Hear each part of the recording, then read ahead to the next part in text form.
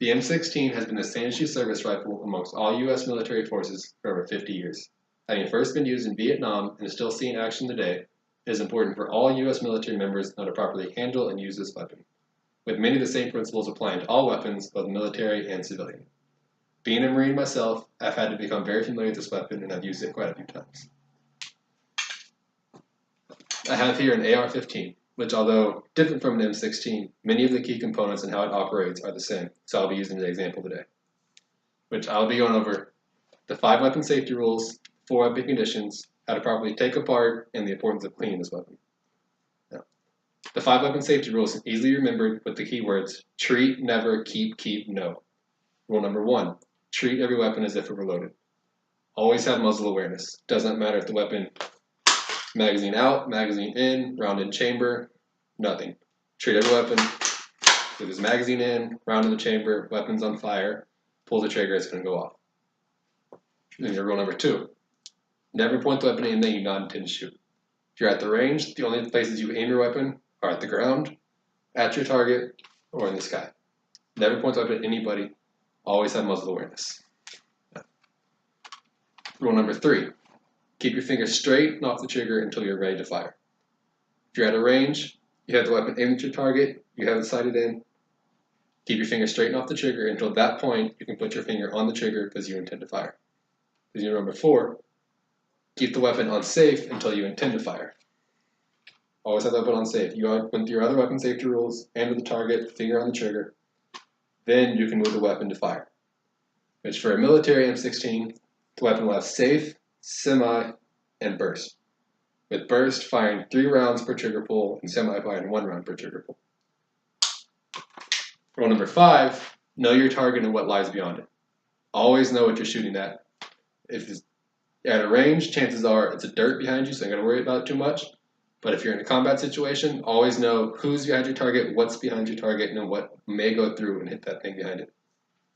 Now, the 4 weapon conditions. Condition 4, magazine out, weapon on safe, chamber empty, ejection port cover closed. Condition 3 is the same as condition 4, magazine inserted. Chamber still empty, ejection port cover closed, weapon on safe. Condition 2 does not apply to rifles, only applies to handguns, so we'll not go over that. Condition 1, magazine inserted, round in chamber.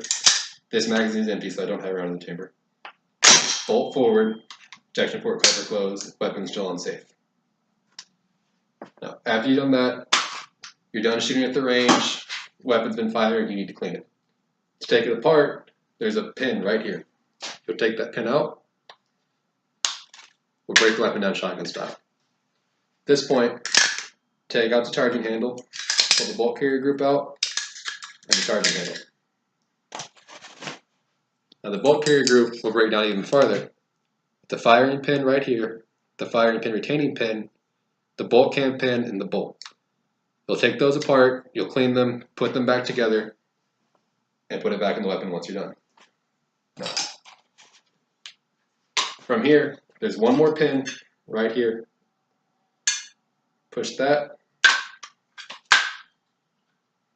pull it out, take it apart, breaks it apart in the lower receiver and the upper receiver. A lower receiver also has one more part, the buffer spring.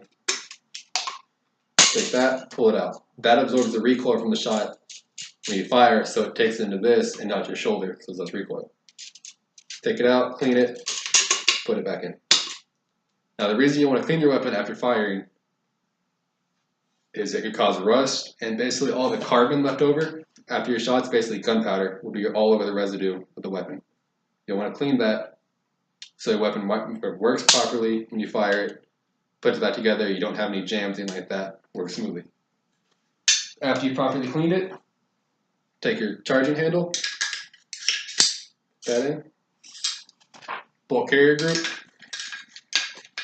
into the charging handle, back together. Put the upper receiver, lower receiver back together, push the pins in.